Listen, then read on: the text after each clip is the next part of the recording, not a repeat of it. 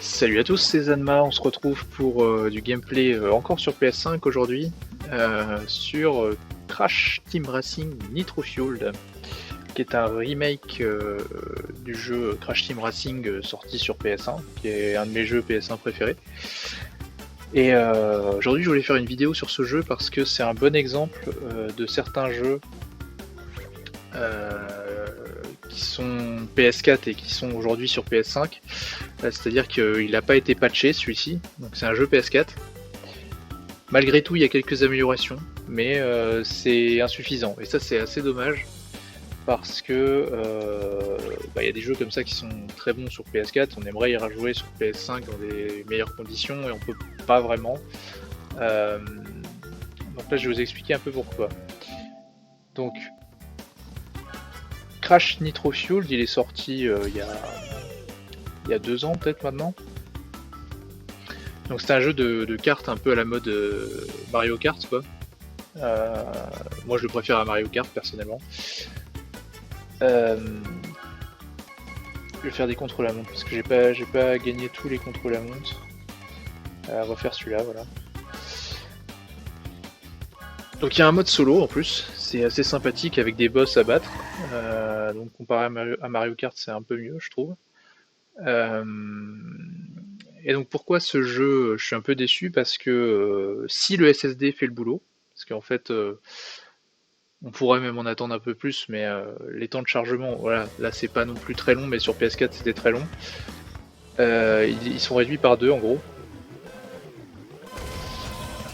Et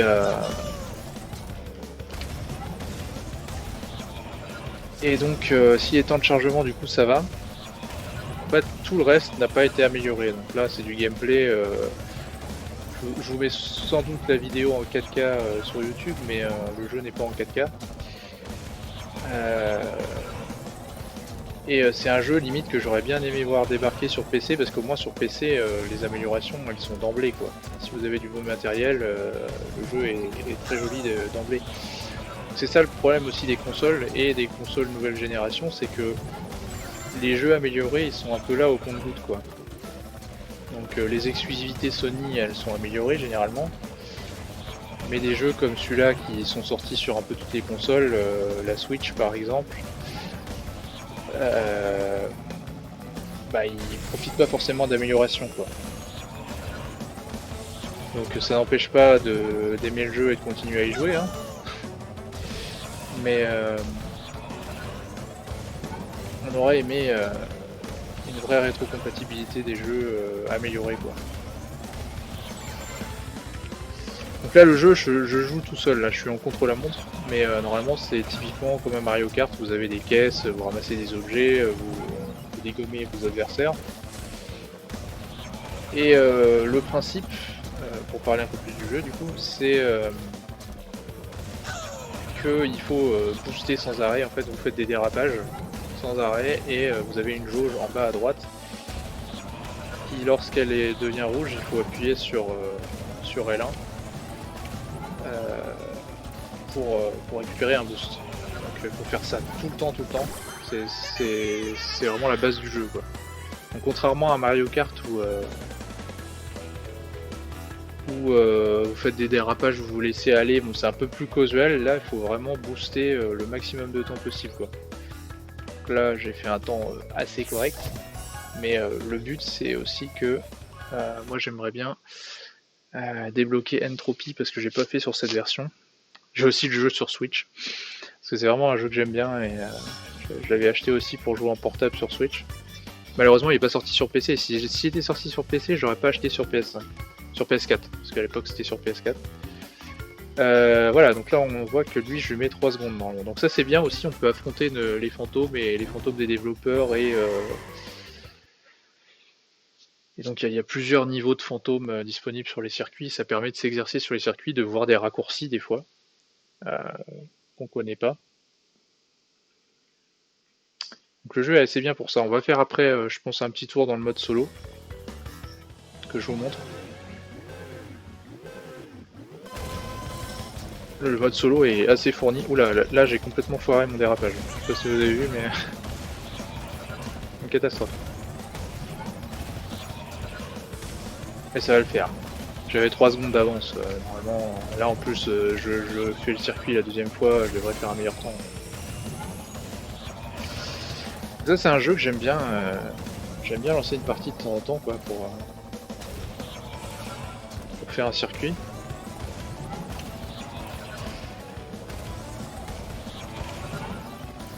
Mais c'est vrai que le mode solo aussi, quand j'ai acheté le jeu, le mode solo, je l'ai fait... le truc c'est qu'il est assez court, mais il est quand même vachement bien. Au moins pour apprendre à jouer quoi.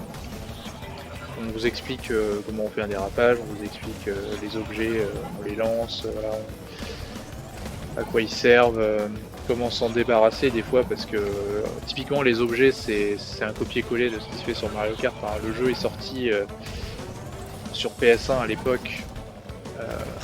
C'était vraiment parce que je pense que Sony avait vu le succès de Mario Kart et ils ont demandé à Naughty Dog de faire un jeu.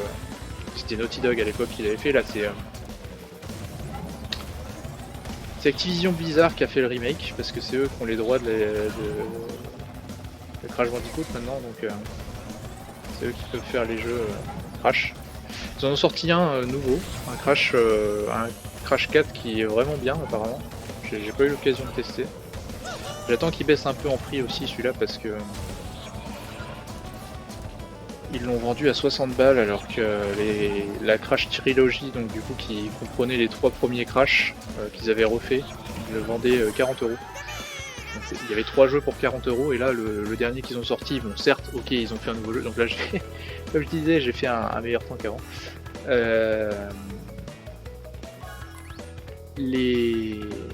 Donc ouais, les 3 premiers Crash qui étaient d'excellents jeux ont vendu 40 balles, et le dernier tout seul 60 €. Ça pique un peu, et je pense que comme c'est un jeu Activision, ça va baisser assez rapidement. Ils l'ont sorti je crois en novembre là, il n'y a pas longtemps. Octobre-novembre. Donc comme je disais, on va faire un tour dans le mode solo. C'est vraiment bien hein, comme jeu. Je pense que ça se voit. J'en dis que du bien. Donc dans le mode aventure. Donc il y a un mode que j'ai fini 100%. Ouais, je vais mettre le mode classique parce que le mode difficile, je vais faire exploser. En fait, les bots dans les circuits sont beaucoup trop. En fait, ils sont beaucoup trop avantagés. Ils ont beaucoup trop de vitesse, beaucoup trop de. Les objets, on s'en prend toutes les 2 secondes, on se prend des missiles. En fait, ouais, comme je disais, sur les objets, il y a beaucoup d'équivalents à Mario Kart. À la place des carapaces rouges, vous allez trouver des missiles. À la place des carapaces bleues, vous avez une espèce de boule d'énergie qui va dégommer tout le monde sur son passage, jusqu'au premier. Donc voilà. Là, on est dans le mode solo. Et donc là, je l'ai complété à 100%, donc j'ai tout déverrouillé. On peut même faire le 101% si je dis pas de conneries. En faisant un petit truc en plus. Donc en fait, vous avez, on voit bien ici d'ailleurs, vous avez donc plusieurs circuits. Et donc au début, vous pouvez remporter une coupe, donc il suffit de gagner le circuit. Après, vous avez les reliques. Donc les reliques, en fait, ça correspond un peu au mode contre-la-montre, sauf qu'il y a des caisses à ramasser qui diminuent le temps que vous allez faire sur le circuit. Et donc il y a des reliques bleues, des reliques en or, voilà. Et enfin, vous avez un mode CTR. Donc en fait, ça correspond au mode coupe, sauf qu'il y a 3 lettres à ramasser dans le circuit qui sont CTR. Voilà. Et donc pour chaque circuit comme ça, vous avez ces différents modes, et c'est assez sympa de faire les différents modes pour chaque circuit. Et une fois que vous avez tous les jetons CTR, toutes les reliques, vous avez des épreuves de tournois en fait sur chaque circuit, un peu plus compliquées.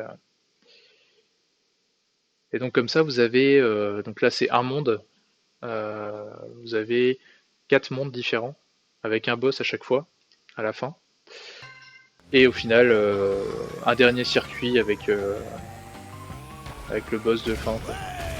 Donc c'est pour ça que je disais le boss, enfin, le mode solo est pas très complet, mais il permet quand même de se faire un avis sur le jeu assez rapidement. On va faire ce circuit. Je vais vous montrer du coup le mode CTR.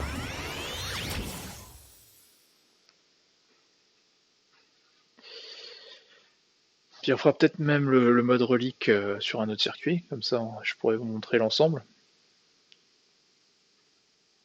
Donc là je vais faire une course contre d'autres personnes, enfin d'autres personnes, des bots, mais en ramassant les lettres C, T et R quoi. Et il faut que je termine premier. Si je termine pas premier, bien sûr, ça marche pas. Alors j'ai pris Dingodil parce que il a un style de conduite qui permet d'aller rapidement avec les boosts.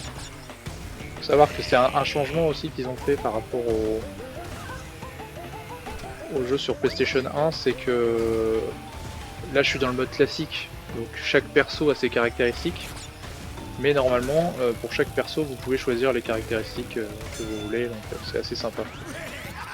Ce qui n'était pas possible sur l'original quoi. Et là je suis dans le mode classique, donc je suis obligé de prendre le perso qui me convient quoi.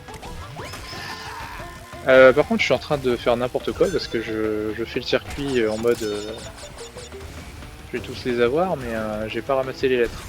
C'est un très mauvais exemple de ce qu'est le mode CTR. Alors je crois que je me souviens où sont les lettres. Voilà, il y en a une là. En plus j'ai un peu d'avance maintenant, donc on va pouvoir les ramasser tranquillou. Là-bas il y a le R. Voilà. Donc ça vous force un peu à aller dans des lieux dans lesquels vous iriez pas habituellement.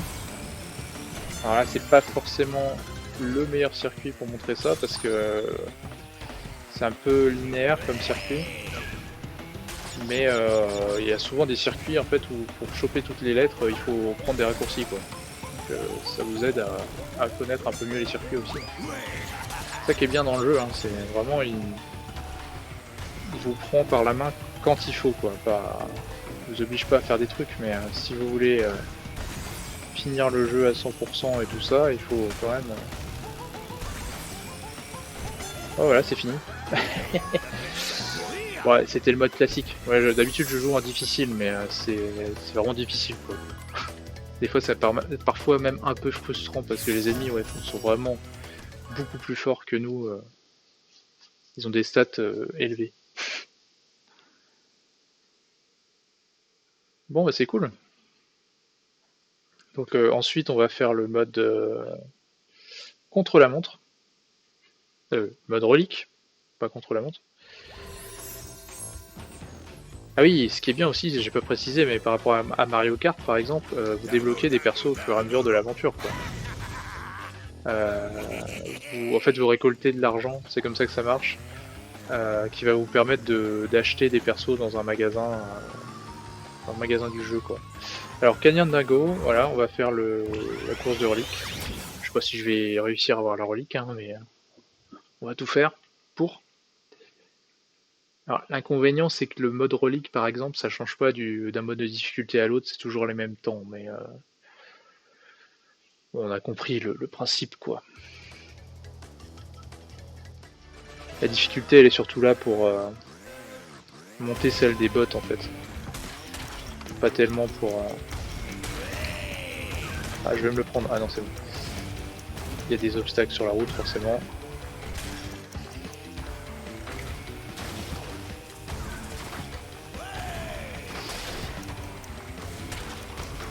Alors pourquoi je préfère ce jeu à Mario Kart d'ailleurs, parce que bah, comme je disais il y a un mode solo, puis après je trouve que les courses sont bien plus techniques que Mario Kart. Mario Kart c'est typiquement le genre de jeu que vous allez faire avec des amis qui connaissent pas trop le jeu vidéo quoi. Là c'est un jeu, c'est assez technique quand même parce que je connais plein de gens qui... Ah merde. Ah, je me suis mangé le... Ah puis là j'étais stoppé net. Hein. J'ai vu plein de gens lors de la sortie du jeu en fait dire waouh mais c'est beaucoup trop dur en fait. Alors que en fait bah, du coup oui ils s'attendaient à un Mario Kart mais oula ouais. Mais en termes de difficulté c'est un petit peu au-dessus. Donc Mario Kart peut aussi être technique hein, je dis pas mais c'est pas le jeu pour tout le monde finalement, parce que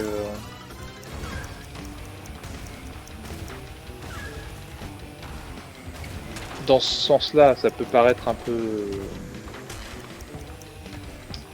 comment dire, ça peut paraître comme un désavantage en fait, que ce soit pas le jeu pour Monsieur Tout le Monde, mais moi c'est un jeu qui demande un peu,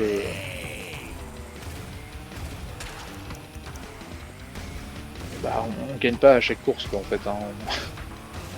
Si on n'est pas bon, on gagne pas. Et d'ailleurs, dans ce... Ah, j'ai même pas eu le... Oh, la honte. Ah oui, mais c'est parce que j'étais en train d'essayer d'avoir l'or. J'ai déjà eu la relique d'avant. Euh,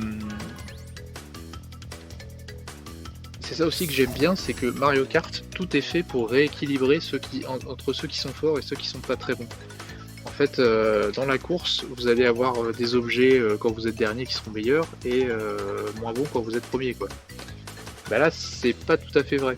Là, si vous êtes premier, vous pouvez rester premier tant que personne vous rattrape, il n'y a pas de problème. C'est pas les objets qui vont forcément avantager les derniers, quoi. Bon, il y a quand même un léger équilibrage, mais c'est pas non plus aussi permissif que dans Mario Kart où on se prend des carapaces bleues tout le temps quand on est premier, quoi. Donc c'est pas très drôle en fait, si on sait jouer. C'est pour ça que du coup Mario Kart est plus adapté à un public qui n'a jamais joué aux jeux vidéo et ça lui fera plaisir de pouvoir balancer des carapaces bleues à tout le monde, quoi. Voilà. Donc je pense que c'est tout ce qu'on pouvait dire sur ce jeu. Hein. Donc typiquement ça c'est un jeu, voilà, si vous avez la PS5, je recommande pas forcément parce que du coup sur PS4 il me tourne très bien aussi, quoi. Pas besoin d'avoir une PS5 pour jouer à ce jeu-là. Mais en promo, c'est quand même sympa d'avoir son petit Mario Kart-like sur PlayStation, quoi. Euh, donc prochainement sur la chaîne, je pense que je vais vous faire un gameplay de Bloodborne un peu. Et ensuite, je vous montrerai aussi un léger, enfin un extrait de Bloodborne et un extrait de Demon's Souls. Comme ça, vous verrez le gap graphique entre PS4 et PS5, quoi, parce que ce sont deux exclusivités PlayStation, une sur PS4 et l'autre sur PS5, qui ont le même genre de gameplay. Et donc ça peut être intéressant de faire le comparatif. Donc je pense qu'on verra ça.